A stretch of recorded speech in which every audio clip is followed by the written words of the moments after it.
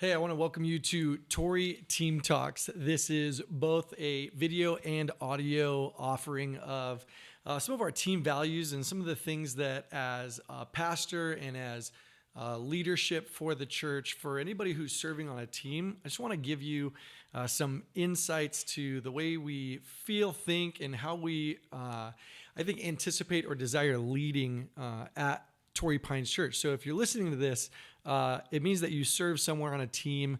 And if you serve somewhere on the team, first and foremost, I want to say thank you for being somebody who gives of your time and gives of yourself to make other people feel like this is a great place to potentially belong, that while you're serving in whatever ministry you serve in, that people would understand that Jesus is for them because you are right where you're at. So first, I want to say thank you for that. And I couldn't be more humbled to share some just thoughts across a short message that hopefully give you just a little bit of perspective and maybe something to focus on while you step into this next week of ministry, be it on the weekend or in some weekday where you're going to find yourself serving some people. So today's conversation is all about intentional discipleship. It is one of the biggest, largest, it is one of the most important values we have here at Torrey Pines Church and really across the entire network of churches. The idea of intentional discipleship can be a cloudy and maybe sometimes unclear thing, and yet it's a word that we use all the time in ministry, right? That we want to be intentionally discipling folks, that we want to be intentional disciples, that we want to be people who are being intentionally discipled ourselves. So here's what I want to give you as far as a little bit of direction and maybe something to think about. A phrase I heard a few years back that I think really holds up in this conversation is a great commitment to the great commandment and the great commission make a great church. It makes great ministry and it makes great people. So let me say that again. A great commitment to the great commandment and the great commission make a great church. So what are those elements? What is the great commandment? Well, we know that that's Jesus telling people who are inquiring them, what's the greatest commandment of all the scriptures? And he said, love God, and he said, love others. That was the greatest commandment. And the Great Commission, we know, is Jesus telling his followers, he's saying, before or as one of the last things that you're going to hear from me, let me just prioritize them for you really quickly. He said, go and make disciples and baptize them and teach them to obey all the things that I've commanded or all the things that I've taught here in Scripture, or as recorded in Scripture throughout all the Gospels, and then all the implications from all the people who wrote several of the New Testament books after their experience one-on-one with Jesus. So here's what I would tell you, that at Torrey Pines, first, obviously the greatest value that we have is to be intentional about people's discipleship experience. And you might be asking the question, am I being discipled? Am I somebody who is experiencing this discipleship relationship as I have committed to serving inside of ministry? And here's what I'll tell you, just so you can be sure and you can be confident about your answer concerning intentional discipleship. I would say if you're regularly attending a church, if you are sitting under the leadership or the teaching of any pastor, in that framework, you are in fact being discipled by the lead pastor. It's who you're coming and hearing from, who you're growing as you understand and are taught Scripture. There's a deeper yes that we can answer to. And I think on a personal level, you can ask yourself, are you serving on a team?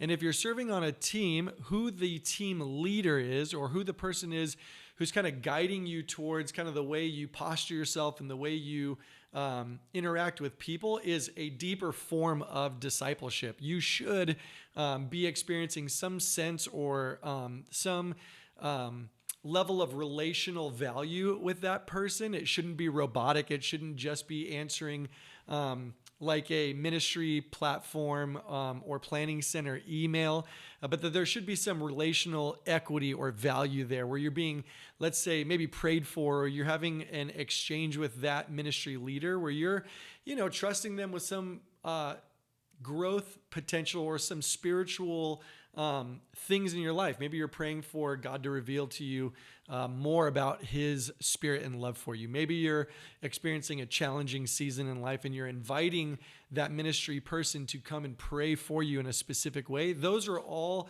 I think, evidences of being in a discipleship relationship where you're in fact being discipled. I always believe that ministry at church is like this great space where you can practice some of those values. Let's say in a team email or maybe in a team huddle, one of your leaders says, hey, let's focus on really being aware of the amount of joy that we convey to people who are coming to church or showing up at a ministry event. And what you're doing is you're kind of tapping into what Scripture is revealing to us about how we ought to posture ourselves. But the place where you're doing it in your ministry is this great practice for those values while you're being discipled. Now, my hope is that as you see this played out in ministry, that organically you would find yourself expressing those values in real life, whether it's where you work or where you live or where you play. What you practice in your ministry team on the position or in the place where you're serving, it becomes one of these naturally experienced, organically revealed things in your real life. So maybe it happens in ministry first, where you start to focus on it, and then your family feels it, or maybe your community or your workplace starts to sense this organic joy that you are revealing because you've practiced it in ministry. So that, in my mind, is how we put into play intentional discipleship. It's more than just doing well on a team. It always should be rooted out of something that we're experiencing or reading in Scripture. It's coupled with relationship. It's always enforced and experienced in ministry first. That's kind of a safe place to feel it and experience it. And then two, I'm hoping that organically it becomes something that becomes a part of your everyday life. The ultimate expression of this, as you are sitting inside of somebody's ministry where somebody is leading you, discipling you well, is ultimately that you would find yourself on the other side of that coin, and then you would start to ask Jesus, how am I leading and shepherding somebody? How am I discipling somebody to be more like Jesus? I love what one of our leaders says in Church 101. They say, discipleship is that basic commitment to walk with somebody until they get it.